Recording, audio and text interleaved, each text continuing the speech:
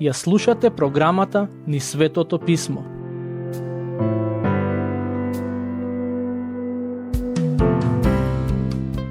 Драги пријатели, денес ќе почнеме со обработка на старозаветната книга која го носи насловот Плачот на Еремија. Ова е една од помалите книги во Стариот Завет, а се наоѓа веднаш после книгата на пророкот Еремија. Во неа пророкот си ја отвора душата и кажува како се чувствува во однос на трагедијата која се случи во градот Ерусалим во 7 век пред Христос. Книгата се состои од 5 глави, во кои Еремија ја оплакува ужасната состојба во која се најдоа јудејците поради нивните гревови.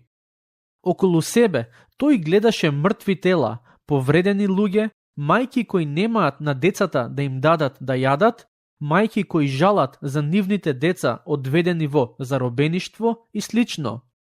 Како што ќе забележите при проучувањето на оваа книга, Еремија чувствуваше длабока тага поради реалноста во која се најде. Не само тоа, туку и даде остра порака кон јудејците, укорувајќи ги, бидејќи самите тие си ја предизвикаа ситуацијата во која се најдоа. Еремија ја започна пророчката служба на млади години, при царувањето на царот Јошија. Еремија и Јошија беа пријатели, бидејќи во одредена смисла имаа слични интереси. Јошија беше царот кој се обиде да направи некоја духовна обнова во Јудеја и преку тој негов потфат многу срца беа допрени. Но царот беше убиен во битката кај Мегидо против египетскиот фараон. Тоа беше битка во која царот Јошија воопшто не требаше да се меша. По него на престолот дојдоа 4 други цареви, а сите тие беа изопачени и го водеа народот во грев. Низ целиот негов живот Еремија се обидуваше да ги повика јудејците да се вратат назад кај Бог со вера и покаяние. Но тие не го послушаа и затоа во негово време градот Ерусалим беше уништен, а неговите жители убиени, оставени да преживуваат и одведени во заробеништво. Гледајќи ги урнатините и мртвите тела околу себе, Еремија постојано ја оплакуваше состојбата на народот. Можам да го замислам како седи на улиците од Ерусалим, околу себе гледа ужас и плаче поради тоа што го гледа и поради вресоците од преживеаните. Токму затоа и оваа книга се нарекува Плачот на Еремија. Всушност, некои теолози го имаат наречено Еремија пророкот со скршеното срце, бидејќи долги години сведочеше против гревот на јудејците и на крајот, кога не сакаа да се покајат, беше сведок и на казната која тие ја добија за своите постапки. Еремија не само што беше пророк кој многу тагуваше, но исто така и беше осамен човек. Оваа негова книга е полна со солзи и жалење. Би рекол дека оваа книга е песна за тагата, химна на оние со скршено срце, приказна за ужасот, расказ натопен во солзи. Оваа книга е опис на трагедија и извештај за длабока агонија, како на еден пророк, така и на цел народ. Живееме во време во кое солзите се сметаат за знак на слабост. Затоа и никој не ги охрабрува луѓето да плачат. Се верува дека плачењето е за бебиња и за мали деца. Поради стереотипите кои ги имаат, мажите некогаш знаат да кажат дека плачењето е за жените, а мажите треба да бидат силни и да не покажуваат каква било слабост. Таквиот став е спротивен на тоа што Светото Писмо го поучува. Ако плачењето е само за жени, тогаш не само што Еремија се однесувал како жена, туку и совршениот Божји син, Господ Исус Христос, исто така. Се разбира, никој при здрав разум не би изјавил дека Господ Исус Христос, совршениот човек, реагирал како жена. Што сакам да кажам со ова? Поентата ми е да нагласам дека во Светото писмо солзите не се забранети. Баш напротив, во него читаме како луѓе плачеле кога им било тешко и Бог тоа не го осудува. Плачењето на Еремија беше искрено. Тој сочувствуваше со својот народ, но тоа не значи дека сметаше дека неговиот народ е невин. Кога ќе почнеме да ја обработуваме книгата, ќе забележите дека Еремија беше доста остар и строг кон јудејците, нагласувајќи дека таа трагедија не е случајна, туку од нив предизвикана. Дури и пред да се случи трагедијата, Еремија го повика народот на покаяние, но народот не послуша, туку му вршеше различни видови на отпор.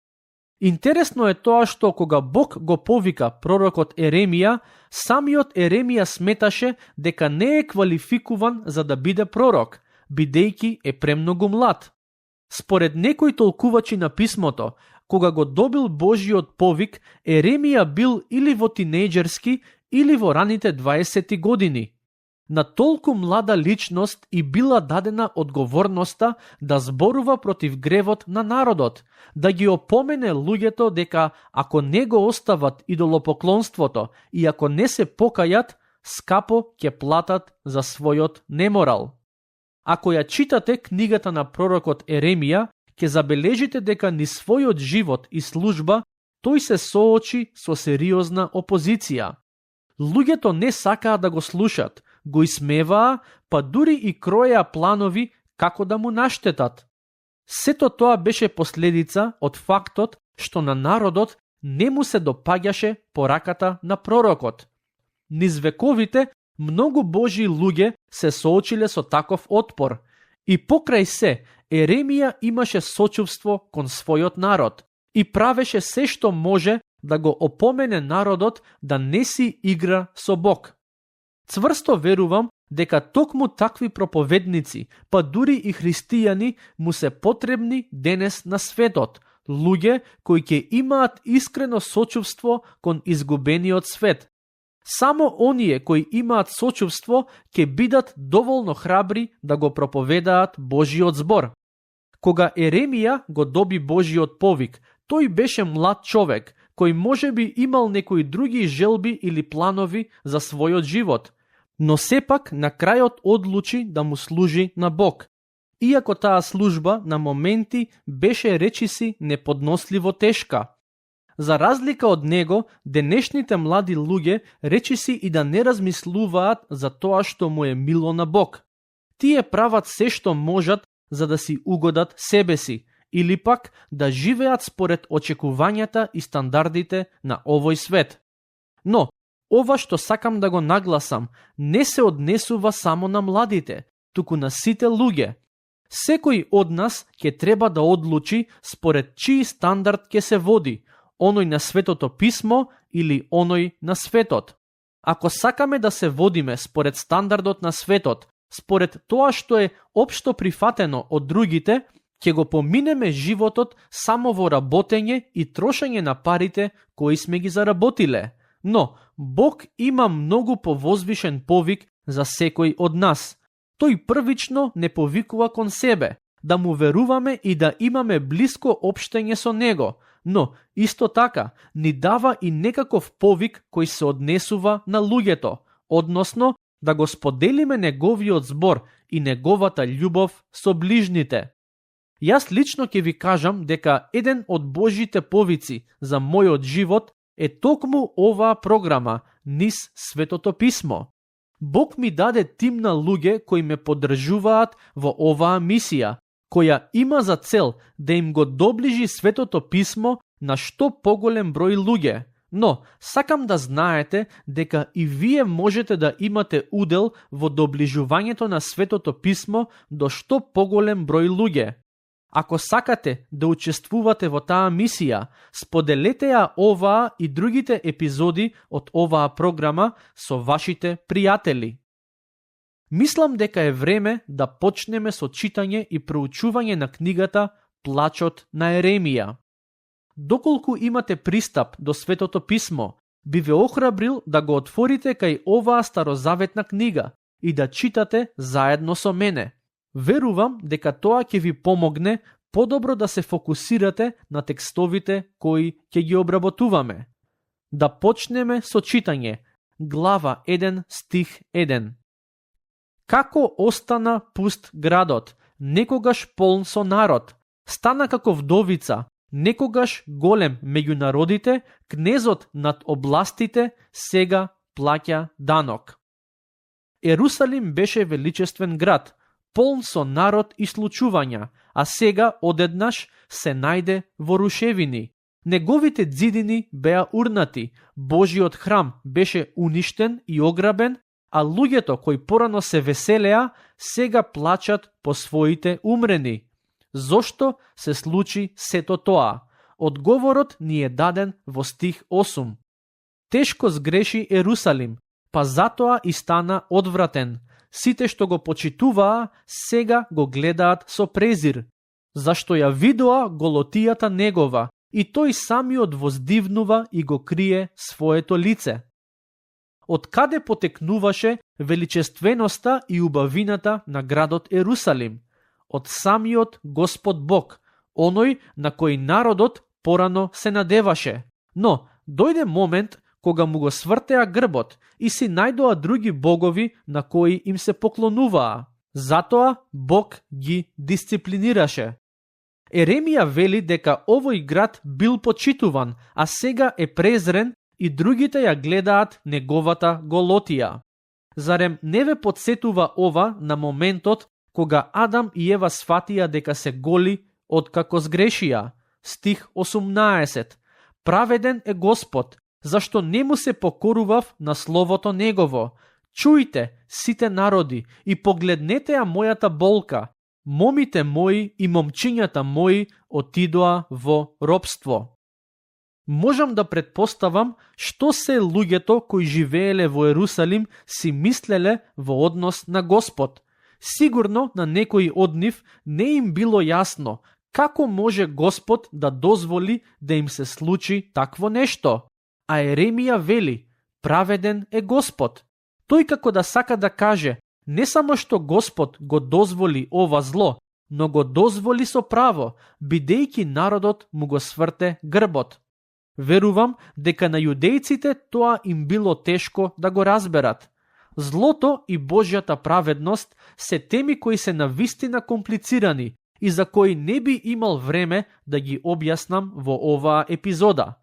Сакам само да нагласам дека писмото јасно не учи дека причината за злото во светот е гревот на човекот, или како што вели Еремија, ние не се покоривме на неговото слово. Кога живееме во непослушност кон Божите зборови и принципи, ние немаме право да ги очекуваме Божите благослови. Продолжуваме со читање. Стих 12.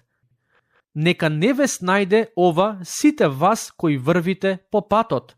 Погледајте и видете, има ли болка каква што е мојата болка, која ме пристигна, каква што Господ ја испрати врз мене во денот на својот пламенен гнев. Господовиот гнев. Ова е тема за која никој не сака да слуша, а и ретки се проповедниците кои сакаат за неа да зборуваат. Ако пуштите телевизор или пак отворите интернет, речиси сум сигурен дека нема да видите или прочитате нешто за Господовиот гнев. Всушност, речиси воопшто не се зборува и за Господовата љубов, а колку помалку за неговиот гнев. Но во писмото од време на време се зборува за оваа тема.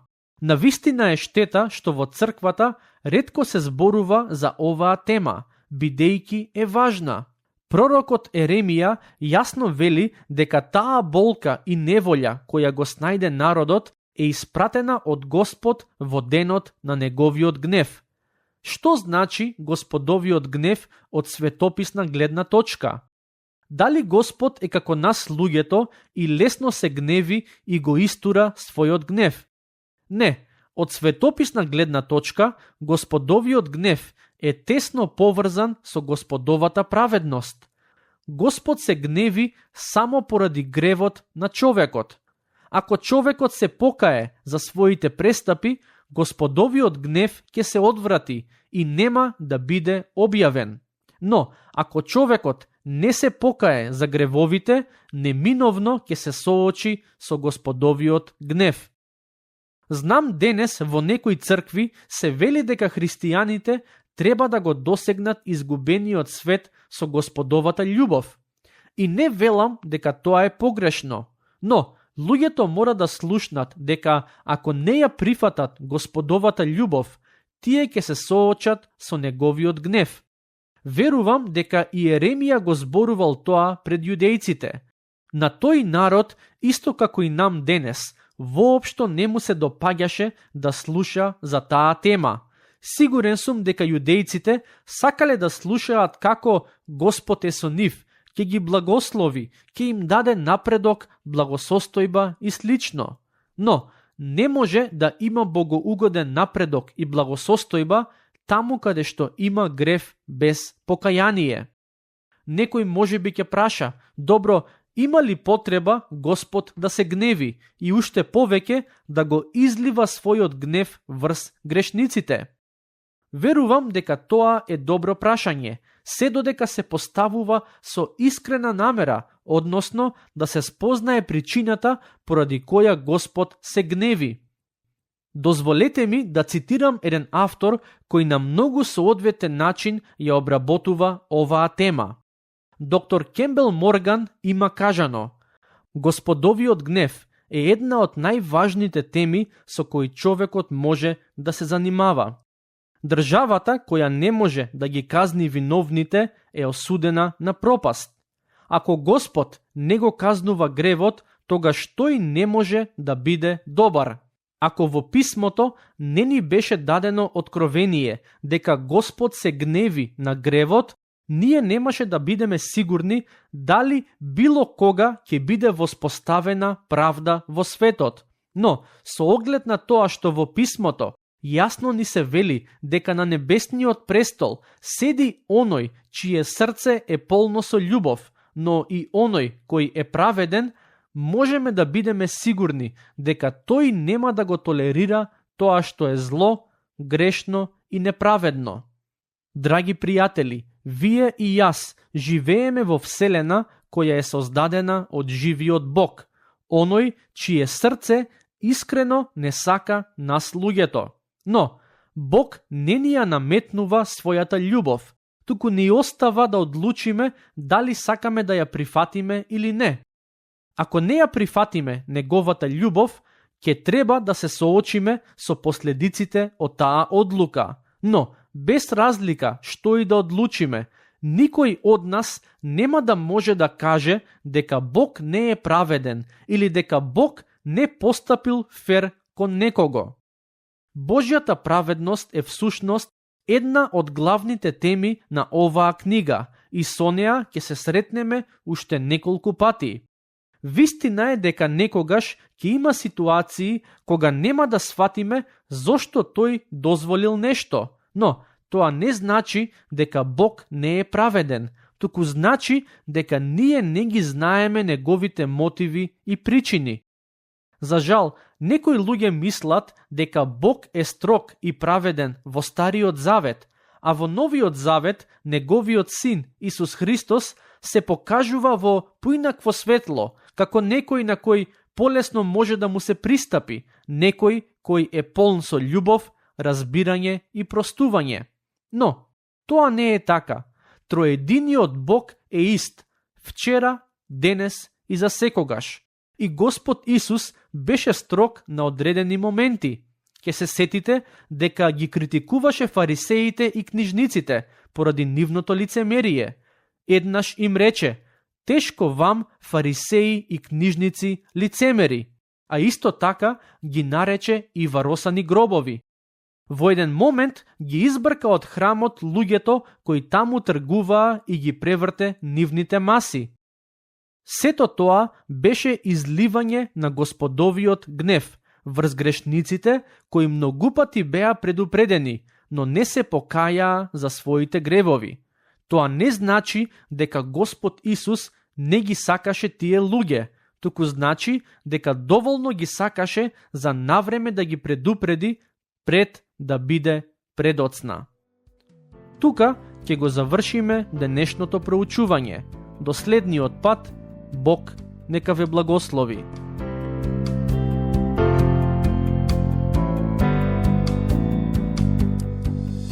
Слушнавте епизода од програмата Низ Светото Писмо. Можете да не слушате и преку мобилна апликација на нашиот YouTube канал и на подкаст платформите како што се Apple и Spotify. Ако ви се допаѓаат нашите епизоди, споделете ги и препорачајте ги на вашите пријатели. Бидете слободни да ни оставите свој коментар или да ни пишете на нашата имейл адреса nizsvetotopисmo@gmail.com. Следете ги нашите страни Низ Светото Писмо на Facebook и Instagram. Епизодите од оваа серија можете да ги најдете и на нашата веб страна ttb.twr.org.